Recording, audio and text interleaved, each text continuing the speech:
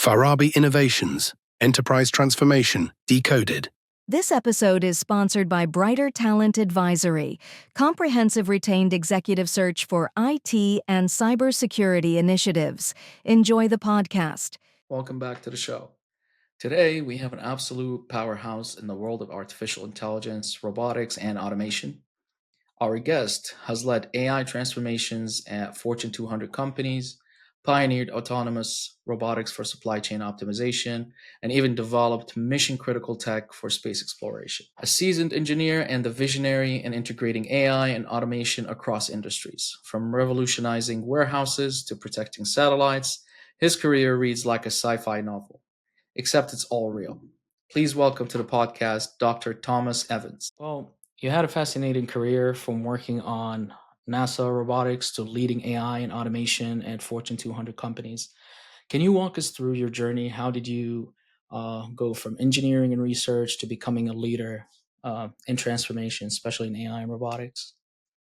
Yeah, thank you. I think looking back on my career, I had a great opportunity once finishing my PhD in mechanical engineering to step into a design robotics role of working for NASA and the West Virginia Robotic Technology Center, which really helped me to get into some multidisciplinary research. And one of those research areas was artificial intelligence and machine learning with robotics control for various NASA missions. So working there for 9 years really helped me see where the industry was going, where advanced researchers and scientists were taking that type of technology.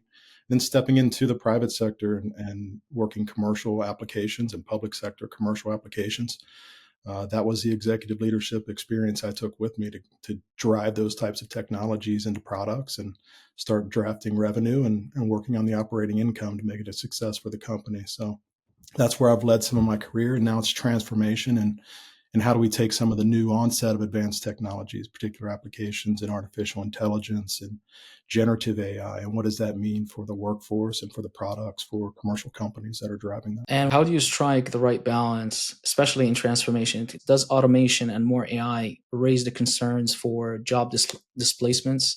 And how do businesses strike the right balance between AI productivity and retaining a skilled human workforce? Yeah, it's a common question when working with customers and talking to other companies is what is this going to do to our workforce? Maybe that is their objective to augment and offset the labor requirements and constraints that they may be working with. And the other side of it is, how do we make the technology optimal to do what a complex worker in a known environment can do efficiently and effectively?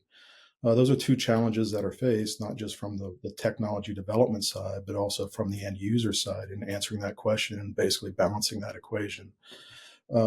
Really understanding how the technology and artificial intelligence, by taking that data, taking what workers do in the workforce, understanding how a robotic system or a piece of automation can augment their activities or actually do that activity for them when they can go on and do something that's more cognitive based and not as redundant or manual labor. That is what, looking at the technology space and the products that my teams and I have developed over the years, that's what we're trying to bring to our customers. And the key point to that is understanding from the onset what the customer is trying to solve and what are the requirements that they need in an automated artificial intelligence driven product to make it successful. Working together with the customers is what has solved that for us and help the workforces adapt to it, embrace it, and bring it into their operations instead of looking at it as a replacement. So I have a question about the generative AI and the current state of the reasoning systems. So the reasoning systems, they're moving beyond the vanilla transformers with the chain of thought and the reinforcement learning and so on. So as the machine's ability to reason improves, what is the impact on robotics? So are we at a point where reasoning capabilities are outpacing the physical hardware of the robotics? I think you can look at it in a couple ways. I think the reasoning aspect and the logic as far as taking mass amounts of data that generative AI can process and parse and putting it into a creative format, whether it's something that allows a robotic system more on the interacting with the environment, maybe more on the humanoid space that is up and coming, but still has a long ways to go to be applicable in some senses. I think that's going to create new runway to go down. How does that become a system and intelligence that creates value and works in an application? Those are things that I think on the generative AI space that are really going to transform the robotic side. But also, if you look at the reinforcement learning aspects and how that makes optimal placements for control policy, as opposed to model predictive control, things that may be baseline types of configurations that limit how a robot can control itself, how you know the actual physics of the environment as opposed to what a software, a simulation does from a learning and intelligence perspective. I think that generative AI and reinforcement learning applications, when that is something that can be placed in a control loop and the autonomy, is really going to take it more into a performance mode and something that's more applicable for companies if they're looking at that in a manufacturing space or an asset inspection space, whatever the use case may be, and ultimately even in the social space with autonomous vehicles and navigation. I think there's some things there that are really gone to bring a synergy and to bring more cognitive reasoning to the output of autonomy. Talking how Gen AI actually boosts this robotics revolution and more businesses to adopt or do mass adoption. From your experience, what is the biggest factor holding back large scale deployment? Is it the technology, the cost, business readiness, and other factors, non specialized business sectors? I would have to take a step back and have a look at some of the transformation roles that I've worked in and even generating AI for product deployments. A lot of our obstacles are upstream, and companies and corporations that are moving very quickly to stay competitive in their markets and ahead of their competitors.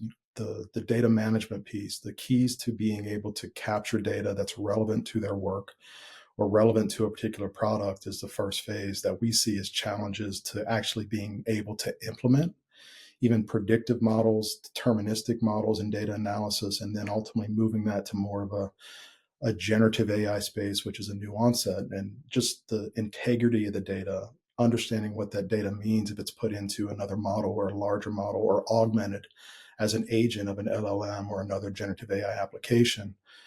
Just having that readily available and being accessed to be able to be used by the software development engineers, placed in the code and the algorithms, and then put into a product ultimately and tested and qualified. That in itself is the good process, the initial starting point that we're seeing to be able to say, do we have the capability to bring it to the table? Scaling is the next step. If you're able to bring that to the table as a product, a software and application that your company uses internally, or that can be packaged into a product and controlled and delivered to the market. It's the infrastructure needs. It's how is that maintained? How is that secured from the software perspective? And then if you're looking at the generative side, what are you using on the customer side to make it compliant, to make it applicable, and to make it responsible? And working very much with legal teams to understand if we're using our company data or our customer data to make that product more effective and update it over time, to make sure those are the things that don't limit you from scaling, but also the infrastructure to do the compute as you grow your network and you grow your position. So back to the sort of breakthrough question. So we see almost on a weekly basis these breakthroughs with the transformers, different types of breakthroughs. We saw some of the stuff DeepSeek did with the engineering first principles. So question about the incredible strides with the AI reasoning. So, but the robotic hardware still has some significant limitations. So do you think the future of robotics will require breakthroughs in synthetic biology, like biohybrid systems, soft robotics, to keep up with the AI-driven cognition? Or will hardware innovation be able to bridge the gap? It's a good question. I think that there are some strides that can still be made on the hardware side. I think that some of the players in the space are really being unique and innovative in how they work with traditional mechanic systems as far as actuators and encoders and those systems to understand them more deeply, to optimize those to reinforcement learning control algorithms. I also think that even the implementation and going back several years in my career, I mean, we've looked at exoskeleton robotics to augment human factors in the workplace and even in exploration, working on the NASA and the WRTC side. Those are things that I think will ultimately be better from a safety standpoint, from a application standpoint, by knowing that actual physical environment much better and put that into a real-time control loop as opposed to what has been done in previous years with standard control policy models. Those are things that I think have net gain on the hardware and software side. But I think bringing those together quickly, and I think I see it in the industry now with how companies are able to take traditional hardware and take traditional simulation, update the performance, understand that physics environment as much as possible, and then augment it when it goes to the lab setting with real hardware, then augment it when it goes to the first customer site for pilot performance, so you can understand more realistic what that model and that policy optimization should be. Those are the processes and paths that I see a lot of companies taking right now. They're able to harness that growing and quickly stated growing that you brought up in your question about all these releases of models very, very quickly, and it's very competitive right now. And I see those companies that are able to do that process and do it very quickly, capturing that in the current time frame. Now, on the doomer side, so those opportunities are clear and obvious to everyone. So you hear a lot of the doomer talk about risks of, now that we're increasing our ability to reason in machines, mm-hmm. and our robotics are improving. What are some threats, like speculative? Are any of the doomer concerns legitimate, or is it just sort of over exaggerated?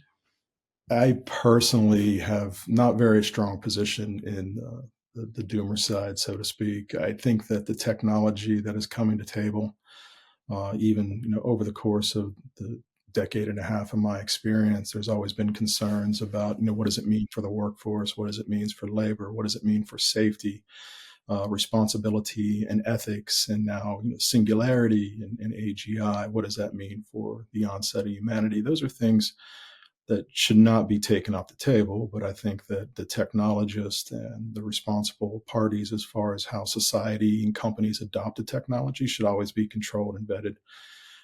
I don't see it personally as a doomsday type of positioning. I see it as a great time to be in engineering, to be in technology, to be in AI and product leadership, because there's so much technology that's very, very impressive and game changing for a lot of industries, that it's coming very, very quickly. And to look at it from some of the work that I do from a strategy, technology roadmap, 1, 3, 5 years, what is our company going to do to position ourselves to be successful?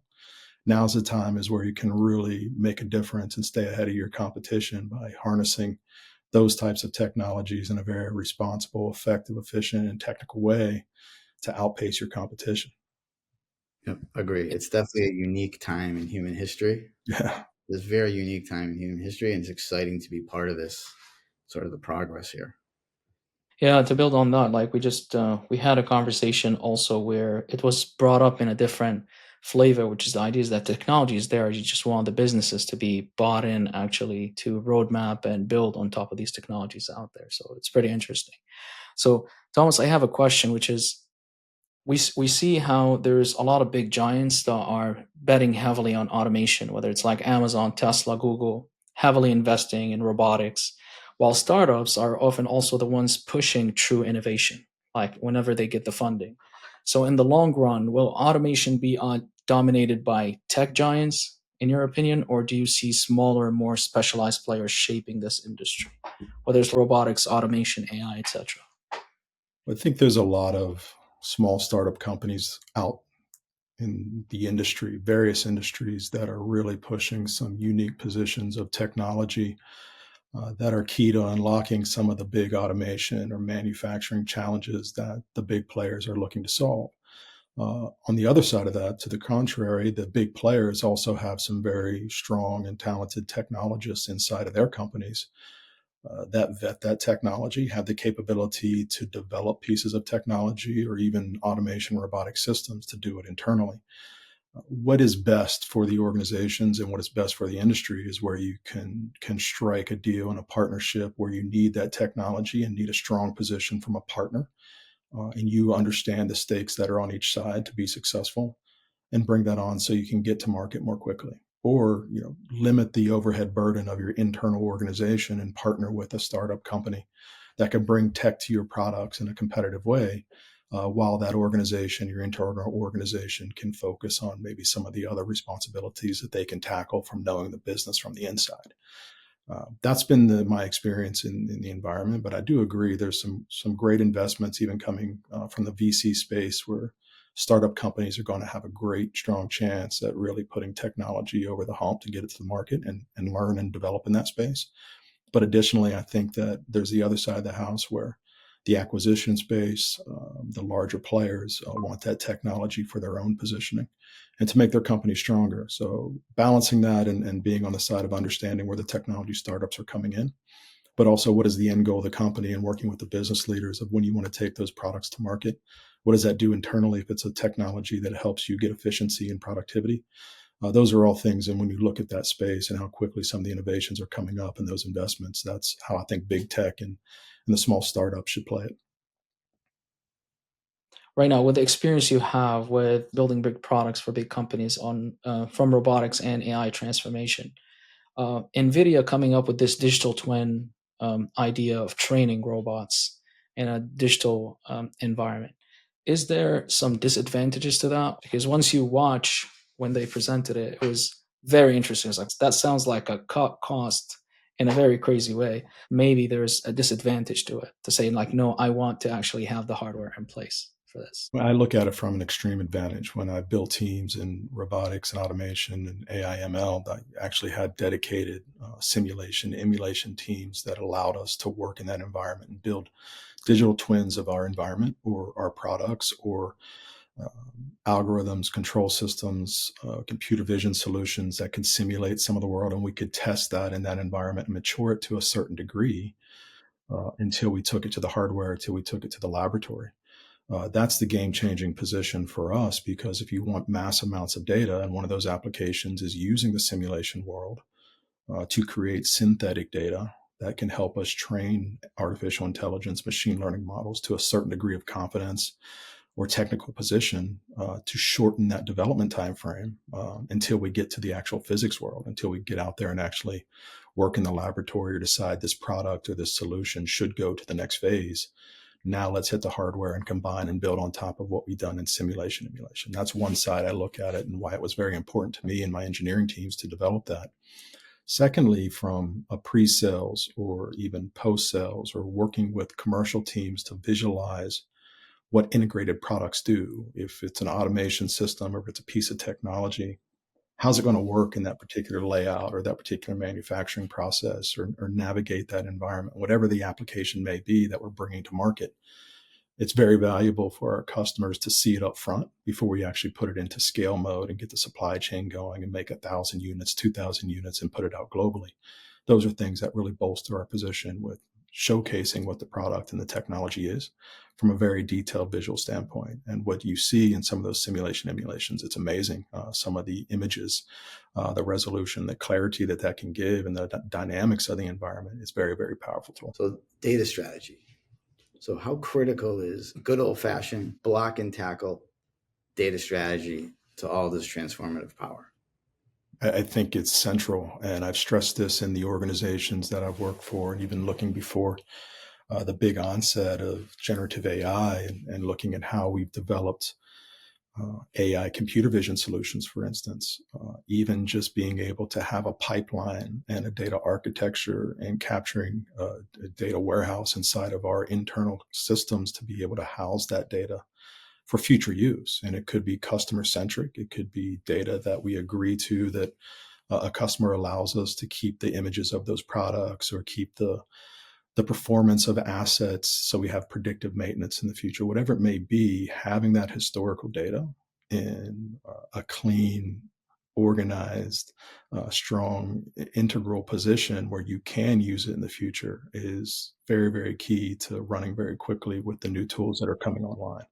So I've stressed that extensively, and I think that that's a good part to come into any new organization and evaluate how are you positioned. What are your with your current data, and what are your practices to capture it? How is it maintained? And then how does each individual organization, whether it's from your ERP and CRM software systems down to the data you capture in the field or product documentation, all that holds more value than a lot of companies realized 3 or 4 years ago. Now it's very, very valuable. I want to jump to a medical question, or on the medical industry. I think is another area of big impact. So there's a lot of hope or promise that Gen AI and these reasoning systems will greatly impact the medical world in a positive way with more accurate and timely identification of conditions and so on. How do you see the medical world becoming transformed for the better with these advancements, and what might be potential risks that these advancements might carry?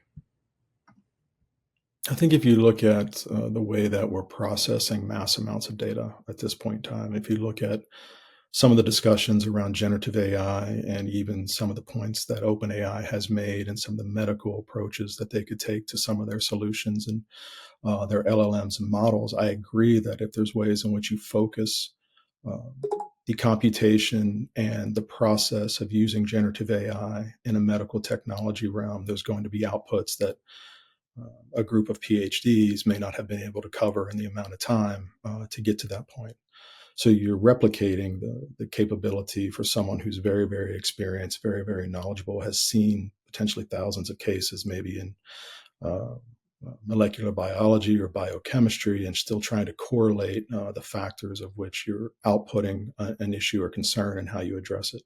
Now, if you put a tool in their hands that allows them to run multiple models, and you combine that with particular aspects of potentially quantum computing, what is the threshold for that group to be able to move more quickly and accurately to get outputs and what the issues are and how you resolve them? I think there's going to be great gains there because of that capability. In addition to that, there's a lot of medical robotic solutions that even when I was working back at NASA, we had a partnership with Johns Hopkins University, and some of the Johns Hopkins researchers had worked with Intuitive Surgical and worked on the Da Vinci console, which is very, very precise, controlled, teleoperated, non-invasive surgical system. And some of the things that we were looking at were applications in which technologies, in particular, could be artificial intelligence technologies, to be able to look and view information about that patient or about that surgery in real time, being able to lay visible controls over that workspace that they're seeing and whatever the patient needs to be done to be able to make sure that the operator stays within in the control bounds and there's not an errant motion in which they could damage the patient. All that is technology that's going to enhance the capability to do non-invasive surgery or do it more accurately or do it more efficiently, provide better health care across the spectrum. Those are things that I see. But we also correlated that. Why was that important to a NASA perspective? The NASA perspective was using a robotic satellite system to capture and reach out to another satellite on orbit and then perform robotic surgery, basically to cut away the insulation layers, take the lock nuts off of the refueling port, and then perform refueling in orbit. And you needed that level of precision and control and automation to do that from a ground control station. So that leads me into another area where all this technology has strong adjacencies. Would someone say that they could correlate robotic refueling from a NASA mission to the healthcare that's provided from a Da Vinci console, and some of those things work together? It was a nice correlation and surprising relationship that we built there, but it's very, very effective. So you're going to see a lot new collaborations, new partnerships, new ways in which this intelligence and capabilities are brought forward. So that's why it's a very exciting time to be in this industry. Yeah, it's very interesting. Thank you for that because I agree. Since I think of it in my head, just like Formula One as an innovation box, inventing a lot of things for their own little world, but at some point it goes to other car manufacturers, and car manufacturers start adopting these technologies, whether it's like in safety, performance, etc. So I can see that background in many industries that were like very specialized. Now it slowly is going to be adopted as practices and technologies for other sectors. So if I would have a simple question for you, what is a misconception about robotics that frustrates you? That you say like I keep hearing this and it's Well, I wouldn't frustrating. say maybe they're frustrating. Maybe it's a point that is common practice, but in the robotics world and advanced technology, maybe the end user or the customer that wants to adopt that, there might be assumptions that it's a solve all or that it's 100% accurate based on this. Well, this has to be the way that it's going to be introduced into our processes because it's artificial intelligence or it's technology that needs to do X, Y, Z, but it also needs to be bound by what the environment it works in and what application space. When I speak about this, I speak about autonomous control systems that are not deterministic in a way as far as what you're actually doing from cycle to cycle or repeating. The environment changes, the weather changes, for instance, for autonomous vehicles when they're navigating. So that's not always deterministic in how that system is going to navigate autonomously. It also is the same with a robotic system that's picking and placing various random products that could be various images, size, weights, orientations relative to how you make a successful cycle to do what a human operator does in the warehouse from time to time. So it's not a misconception, but it's an understanding of if a company wants to adopt automation and adopt automation at scale, the developers and the companies that productize that solution have a level of tuning and a level of adaptability. And it's also a maintenance perspective as we look into the software part of it for updates across how that company changes their operations and to make sure the intelligence is positioned to update in the software updates and be successful and continue what we do across industry with the OEE of 99.9%. I mean, that's a high metric. Companies want 99.9% in quality, performance, uptime. And that's what your product has to deliver. But there's times when you have to make sure when it goes to the facility, there's going to be some tuning, there's going to be some optimization, there's going to be some things that are one-offs that the system wasn't fully designed to handle. But you're still going to maintain that productivity, even if there's a package that comes through that is deformed and the robot can't pick it up because you can't get the actual gripping unit on it. Or there's going to be a change in the environment where the robot or the autonomous vehicle is not seeing that stop sign because of XYZ, or is not being able to use their autonomous system because GPS is denied in that environment, and you have to rely on the sensor fusion of other sensors to carry more weight. Those are things that the software and the system have to be resilient to, but the end user has to understand that so they understand what the performance should be. That gets me to the perfect segue, the human trust factor. So let's say I've been in 7 car accidents in the past 3 years. Rabia will still get in the car with me. If I'm going to the store, Rabia will still jump in the car with me. Most likely, I don't think any humans would say, well, your insurance record shows that you've been in 7 accidents. We're not going to get in the car with you. However, an autonomous vehicle gets into 1 crash or 2 crashes, humans immediately react and say, oh my God, this isn't safe. This isn't ready. So there's a disconnect in the level of how we trust humans versus how we trust the machines. And you got into some of the details of how to make them more resilient and the error handling. But is there always going to be this level of disconnect where we're far more sympathetic to humans making the same mistakes machines are making versus humans accepting the machines' mistakes? It's an interesting point. I think it's subjective to a certain degree of how whatever the error, whatever the issue is perceived. But yes, I mean, the stakes are very high when you look at bringing autonomy into society for transportation. Would I say the technology isn't there? I'd say no. I think the technology is there and is proven, whether it's ground vehicles and aerial vehicles, the way that it's adopted strategically and safely. And you have enough test cases and have enough test hours and all those environments so you can reach that percent accuracy. Will that eliminate all accidents? Will that eliminate all issues? Still no. And that's something that society is going to have to look at is it readily available to be comfortable and adopted? I think the end user is going to have a choice. Do you want that automated taxi or do you still want to be in with the driver? Those are a couple things that may be based on their position, how they select and adopt technology compared to others. But I think there's a strong market for it. I think there's still going to be that high percentage of the society that wants to adopt and be a part of advanced technology and understand and use it to their advantage. It can be a game changer. And if you look at the AI transformation space and some of the positions I've worked recently, if you look at an engineer that can code in a few minutes what it took them previously a day to, they're going to adopt that. But they also should be doing their checks and balances to go back into that set of code and say, is this up to the standards and the quality? And does it meet exactly what I ask it to do if it was auto-generated through a generative AI platform or GitHub Copilot or Google Code Assist, whatever it may be. So we all should be aware of those checks and balances, but I think it's going to be up to the individual user how much they want to take on and when. Yep. I agree. And then on that engineering question or the engineering point you made about the deterministic systems, and as a technology leader, what would be advice for your classic software engineer who's generally used to deterministic systems? Now we're introducing far more uncertainty into the systems with the generative AI and the transformers. They're coming far more probabilistic distributions than deterministic ones, or some mix of the two. In the future, is there going to be a software engineer, or is everybody going to be essentially a machine learning engineer? So in other words, are these going to fuse where it's not going to be acceptable to just be a software engineer that doesn't really understand the machine learning and AI and the probabilistic systems? And will these things fuse into a machine learning role?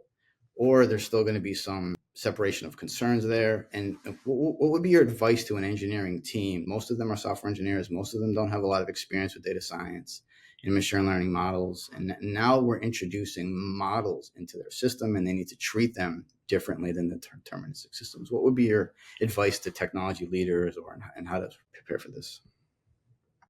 Yeah, I think it's getting less distinguished between a software engineer, AI ML engineer, and also data scientist, because I see that as multidisciplinary.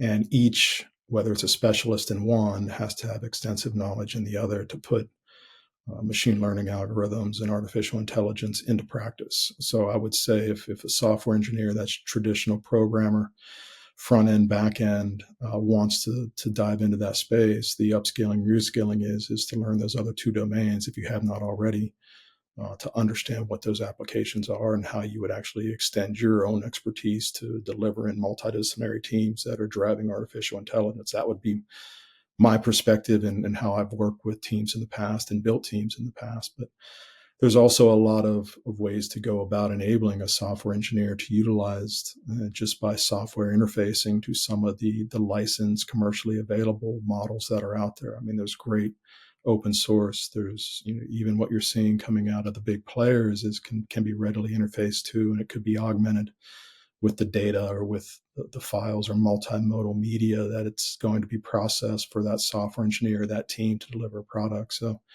there's a couple ways, and it also depends on the guidance of myself, like a CTO, if that's our options of how we're going to develop a product and utilizing that team to deliver a product. Well, what's the best for the end business? I mean, can that license from a commercial partner be used in one of those big player model developers, or is it all going to have to be internal organic? Those are the questions up front, and how I would direct that team to be able to deliver and use those resources and tools and their experience as maybe a traditional software developer or a data analyst or a traditional machine learning AI engineer. So from adaptability perspective, that was actually great discussion about internally about the engineering department and how they can adapt to the future.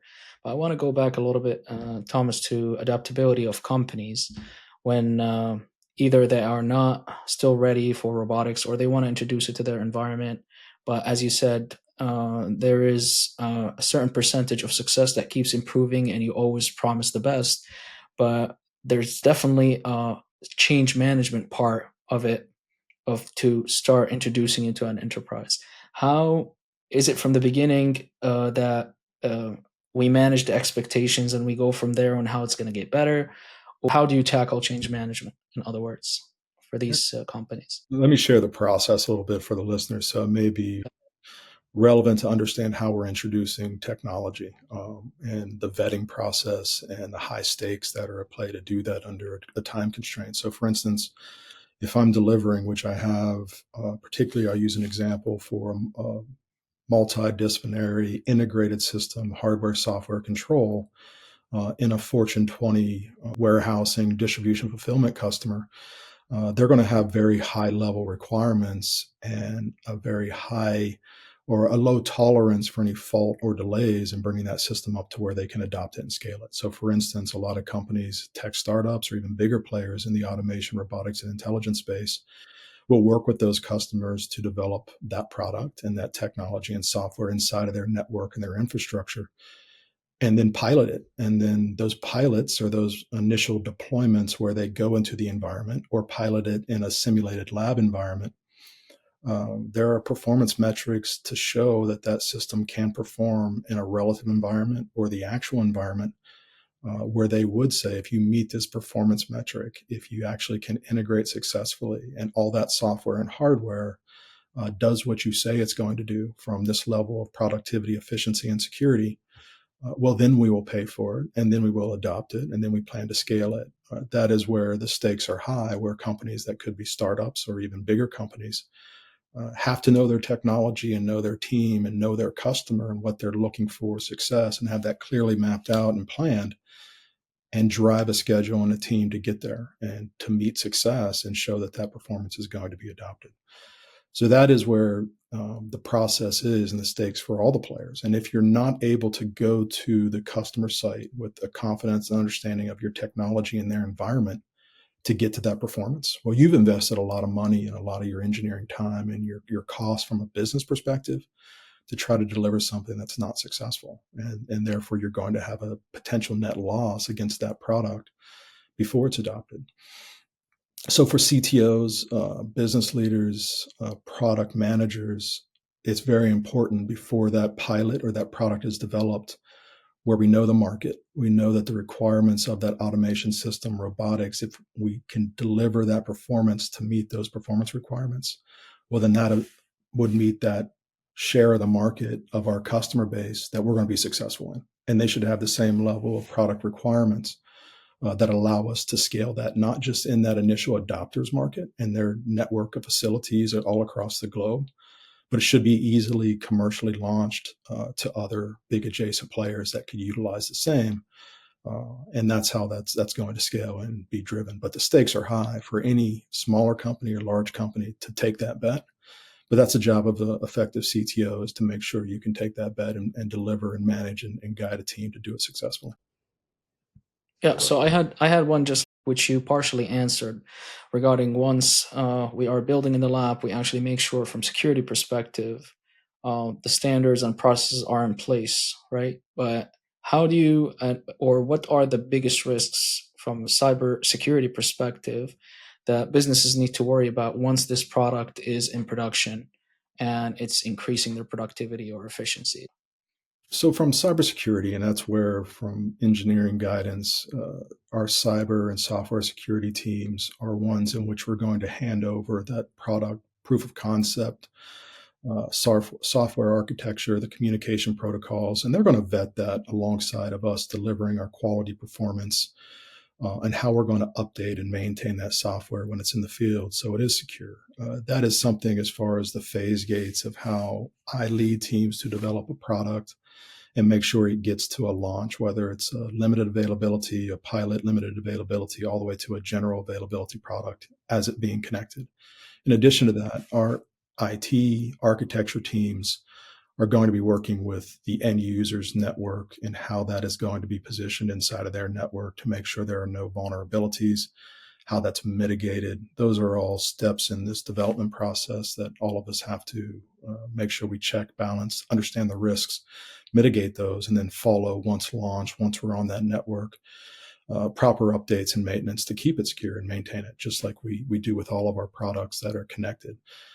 That's the rigor that's needed in a strong engineering team, product development team, to make sure that's secure, make sure that's a big part of the product. I mean, you look at it as secondary almost, but it should not be, because the risk that come with that and the way that it can impact a large company, a small company, if you have a vulnerability exposed, and your end user. But there's also responsibility on the customer, the end user's network, to make sure they keep those protocols up to speed as well, and they're doing their due diligence and maintaining their own network and security.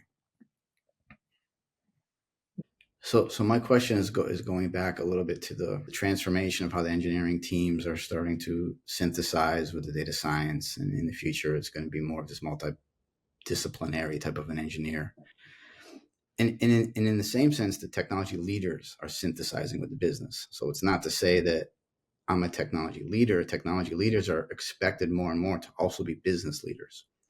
And I've always considered it to be, and this is my opinion, I've always considered it to be an advantage for someone to come from an engineering background and learn the business than it is for someone to come from a business background and learn the engineering. So I think, like yourself, Thomas, has a particular advantage here, coming from the rigorous engineering background into the business than someone who might be the other way around. But how important is it for technology leaders to understand the business?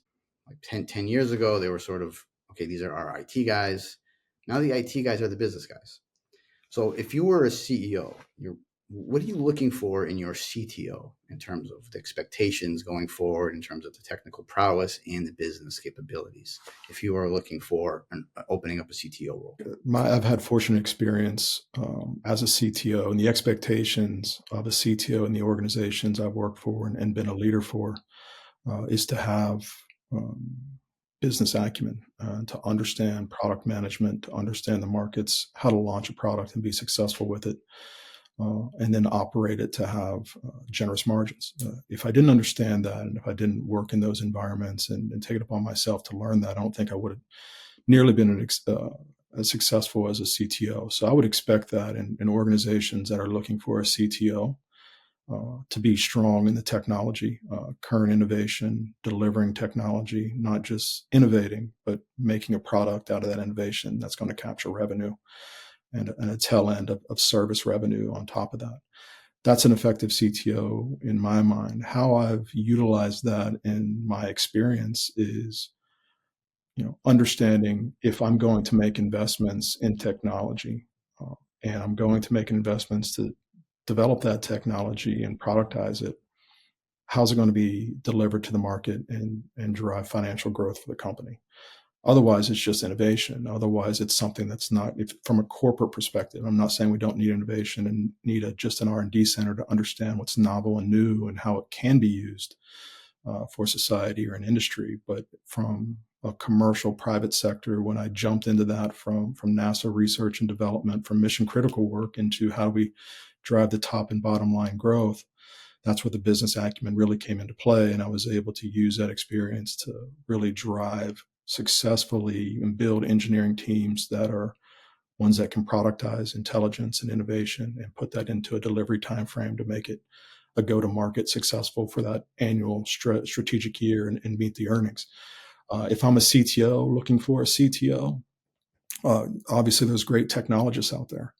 But I'd also want that mindset of, if you're developing products for my company and you're developing and enhancing services for my company, that technology and the products that represent my company as a CEO need to be ones that deliver the value for the customer. You need to see the product line from the customer's point of view and deliver to those requirements, not just innovate in R&D, but do it with a growth mindset. I think that from my experience and the last 5 or 6 years, CTOs being in front of the customer are much more important.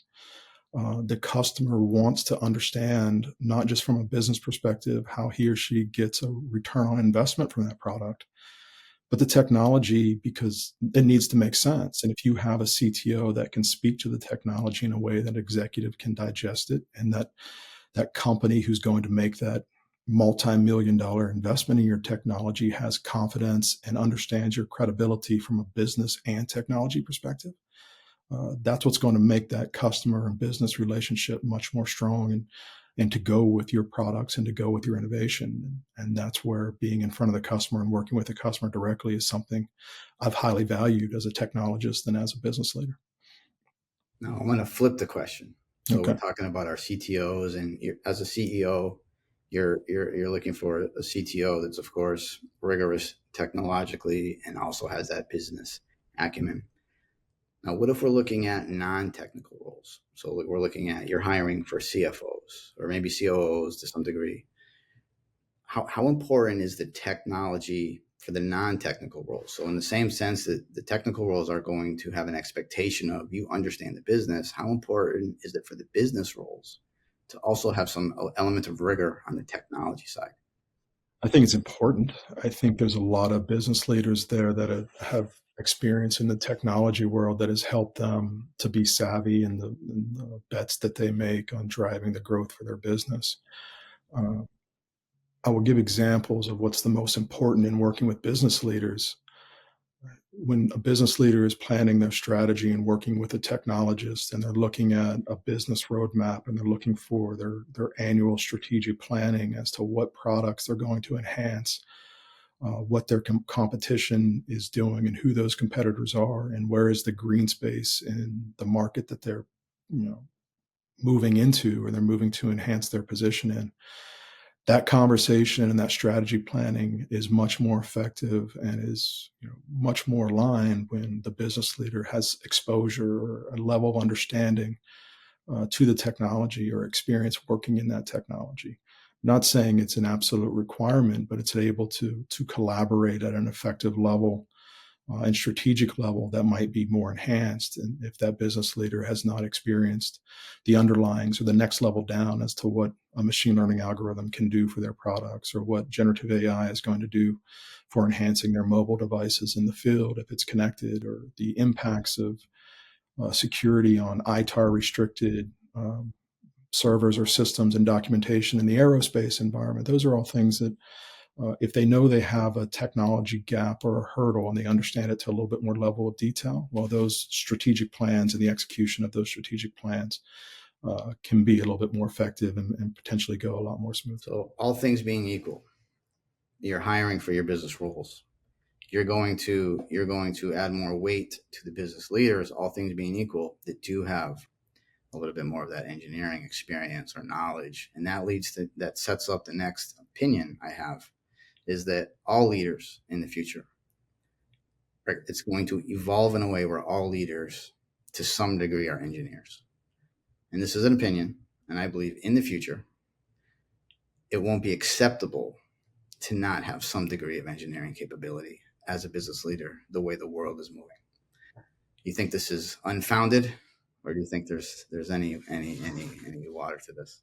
I couldn't disagree, but I'd say that engineering is seeping into all aspects, and technology is seeping into all aspects of our way of life, whether it's in the business-centric world, whether it's the way that we even interact with our families when we're at home. Everything is online. Everything is connected, and everything has maybe an intelligence engine behind it to make your life more simple or effective in how you manage your day-to-day.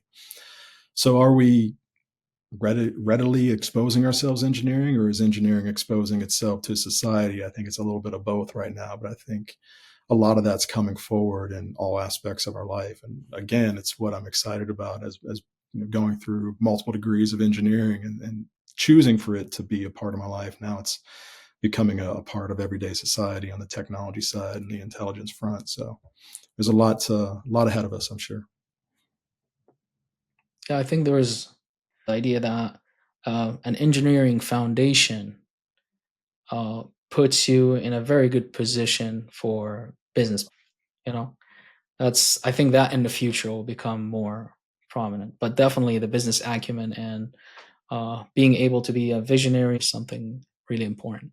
I'll give you a little bit of my background. The reason I chose mechanical engineering, you're 18, you're going through an undergrad degree. It's hard to say what exactly picking this study is going to do for your options when you graduate and what the plans are. But I chose mechanical engineering from a broad perspective. I mean, mechanical includes several different aspects of technology, from hardware to software and integrated systems. And I also chose it because there was guidance where I wanted to go into potentially medical school after undergrad. And, the body is a machine in several ways, and there's a lot of similarities there where you can make that gap or jump from mechanical engineering into a med school position. So I did see some of that synergy in those positions, but also it broadened because I wasn't sure exactly what I was planning to do after finishing that degree.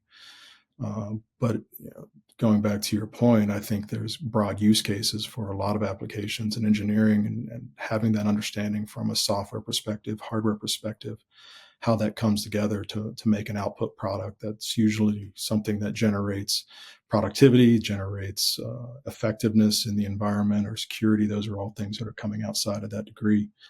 But that's one of the reasons, going back, as to why I wanted to position myself for that. And robotics was exactly what really interested me there. And then all the sub-disciplines that serve that are ones that are taking over today in themselves, that are impacting everything that we do. I have actually one question for you, Thomas, from my side, my last question, but I want to go through. We're trying to do like a rapid fire round. I'll shoot a couple of questions for you. You can give me your 1 sentence, 2 sentence answers. But Ryan, let me know if you have other questions. I have one just general question. In general, what are the key technological and strategic wins that companies in robotics, medical, automation, and manufacturing must achieve to stay competitive in the next decade? Are there areas where businesses are currently underestimating the pace of change? That's a big question. There's a lot of applications, but it's two-sided.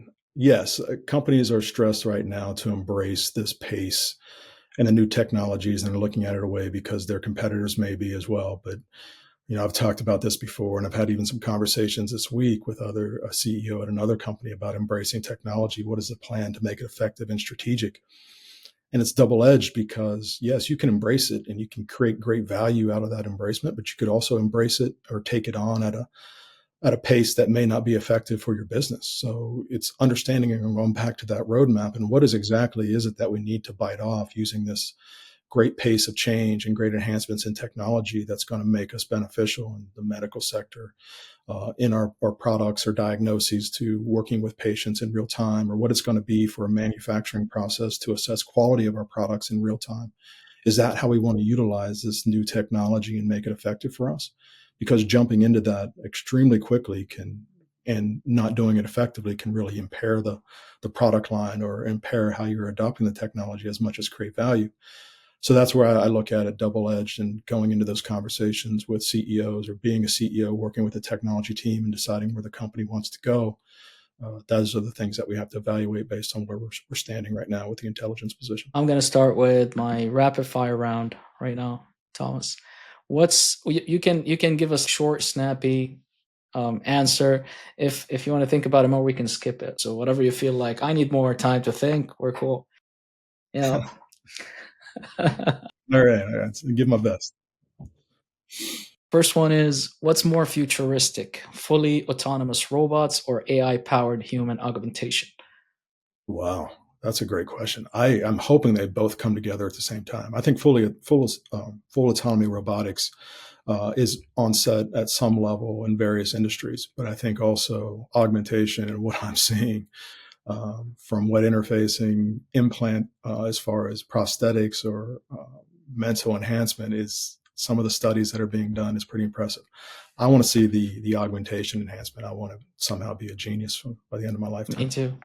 Me too. Actually, I'm going to just ask a question. So right now, with all these more simpler wearable devices, just like sugar measurement devices, there is a lot of concerns of privacy, Tom, especially from startups. With all due respect to all startups, as you said, they don't consider security, not all of them, but some of them don't consider security highest priority.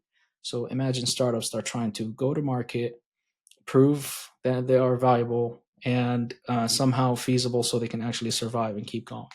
So sorry, I jumped away from the rapid fire, but I just want to see your point about the privacy side of things for these devices.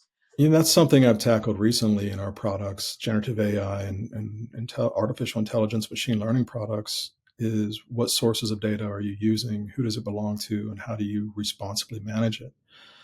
If you look at it from the medical side, whether it's HIPAA or personal protective information that could identify a person through data, well, all that data could be and would be and is very valuable to generating some level of an AI product or assessment or diagnosis solution or software that can help the industry. But how you management or how you manage it or how you anonymize that data so you're not delivering information to the end user is all along the responsible AI application and making sure that is in your product line. And that's very important to work with your intellectual property teams, any type of regulations, and your legal teams. Those are all required in an AI product, generative AI product development process, which we've had to cross in the past.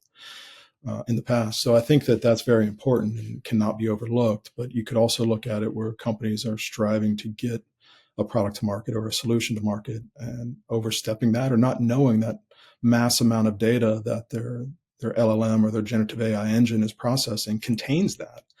So that's when we go back to Ryan's question about data management and do you need that and how well does it play into the role of this? It's very, very important to make sure that's understood up front, to make sure that data does not seep in. And that could be some of the problems coming out of other LLMs. You mentioned DeepSeek. I mean, we don't know the intellectual property. We know it's coming out of China, but I don't see any company right now wanting to put that engine into their products if it's not vetted, protected, and we don't understand the source of the data at this point in time. So those are various aspects of utilizing what's available and managing your products around it.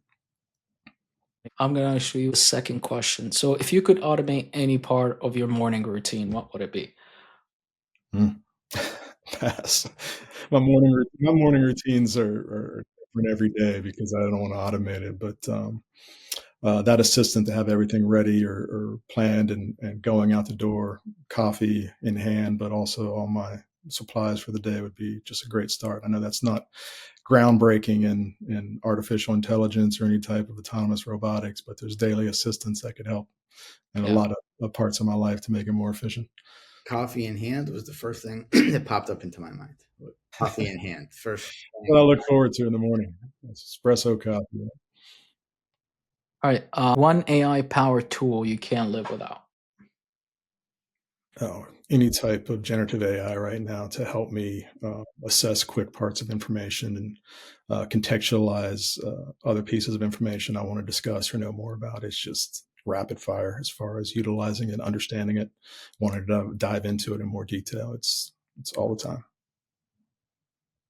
What's a more valuable skill in the AI age? You answered a little bit. Coding or critical thinking? Coding initially, but now with the change in the environment, I think that someone who can critically think, evaluate the output of generative AI assistance, and then the big leap is a critical thinker, a visionary that looks at generative AI or looks at the application space and says, I need to package this and use it for XYZ because it's valuable to our customers or it's valuable to society in a way that's going to create value or create efficiency. That's the key part, is taking AI into value.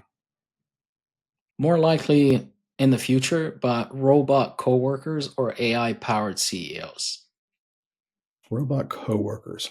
I think there's still I think some CEOs are very sharp, and I've talked to several of them that know their business, know their operations very well. So I think those cobots can help all of the workforce be successful and augment their work. One last one. One leadership trait that will never be replaced by AI. Personal relationship and transparency and working in a collaborative environment. Do I say it will never be? I can't say, but there's working with a team collaboratively, understanding their needs on an individual basis and a team basis, creating that synergy to be effective and understand the task at hand and taking on that challenge and winning. That human factor is hard to replicate, and the feeling of that success across a mutual teams in the organization is one we go to work for. I agree.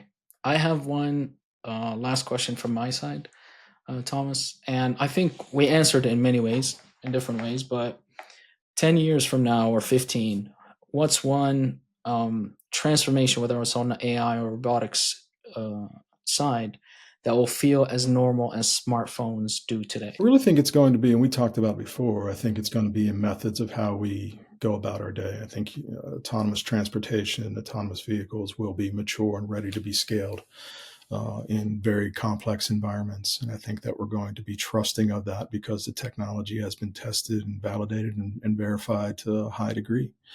And I think that when you get to that point, you're not going to be able to live without it. I think there's going to be a lot of AI enhancement in the energy space.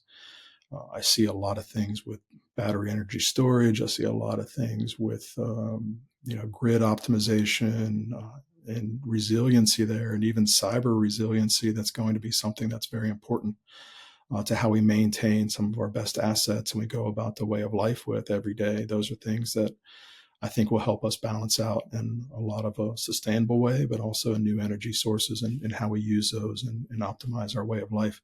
Those are things that I look forward to. I think there's a lot of pressing ways there in which we're utilizing the technology, but also what does it do? I've always watched from the perspective of the humanoid space and how dexterous those systems are getting from a mechanical mechatronics position.